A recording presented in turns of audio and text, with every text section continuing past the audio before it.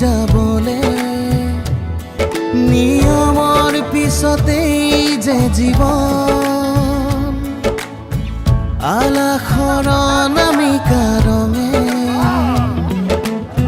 সানিলে ৰহন শিৰতে দুহাতে দুহাতত ৰাখি দেউতাৰ আশীষত বিদায় শুভ কামনাত